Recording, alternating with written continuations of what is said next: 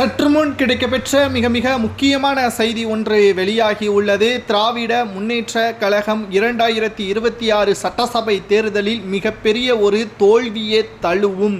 அது மட்டுமல்ல, இதற்கு மிக முக்கியமான காரணம் உதயநிதிதான் என்றும், அவரது நண்பர்கள் செய்த தவறுகளது காரணமாகவும், மூத்த அமைச்சர்கள் செய்த தவறுகளது காரணமாகவும் மக்கள் நிச்சயம் திமுகவை தண்டிப்பார்கள் என்று எடப்பாடி பழனிசாமி அவர்கள் சுற்றுப்பயணத்தின் பொழுது தெரிவித்துள்ளார். மதுரையில் எய்ம்ஸ் மருத்துவமனை நாங்கள் ஆட்சிக்கு வந்தால் கொண்டு வருவோம் என்று கூறியிருந்தார். ஒரு செங்கலை காட்டி ஒட்டுமொத்த ஆட்சியையும் கைப்பற்றியிருந்தார். ஆனால் இப்பொழுது அதே செங்கலை வைத்து திமுகவின் ஆட்சியை மக்கள் கலைப்பதற்கு ரெடியாக இருக்கிறார்கள் என்றும், கடந்த 4 ஆண்டுகளில் மட்டும் விசாரணை என்ற அடிப்படையில் 25 நபர்கள் ஒட்டுமொத்த குடும்பமும் நடு தெருவில் கொண்டு வந்தது திமுக அரசுதான் என்பதையும் தெளிவாக கூறியிருக்கிறார் எடப்பாடி பழனிசாமி அவர்கள். தற்பொழுது அரசியல் சுற்றுப்பயணம் மேற்கொண்டு வருகின்ற எடப்பாடி பழனிசாமி அவர்கள் மக்களிடம் தெளிவாக அனைத்து ஆதாரங்களையும் தெரிவித்து வருகிறார். குறிப்பாக திமுக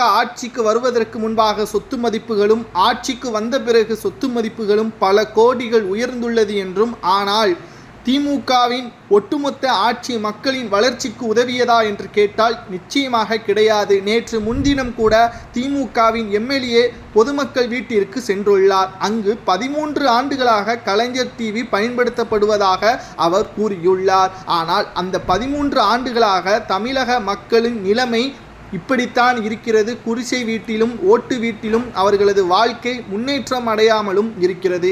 ஆனால் திமுகவின் அமைச்சர்களும் எம்எல்ஏக்களும் வாழ்க்கை பல கோடிகள் சம்பாத்தியம் மட்டுமல்ல, பங்களாக்கள், ஹோட்டல்கள், திரையரங்குகள் என்று சொல்லிக்கொண்டே போகலாம். ஆனால் ஓட்டு போட்ட மக்களின் நிலைமை வரி மட்டும்தான் செலுத்த வேண்டும்.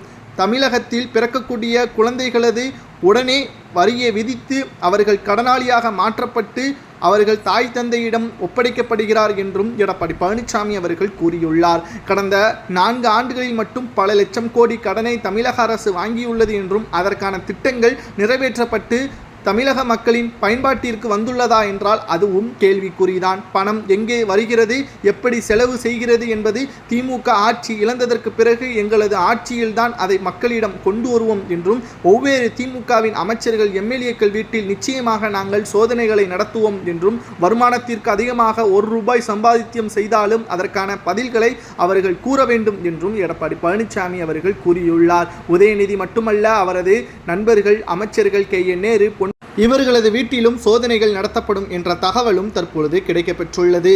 இதை பற்றி உங்களது கருத்துக்களை கூறுங்கள்.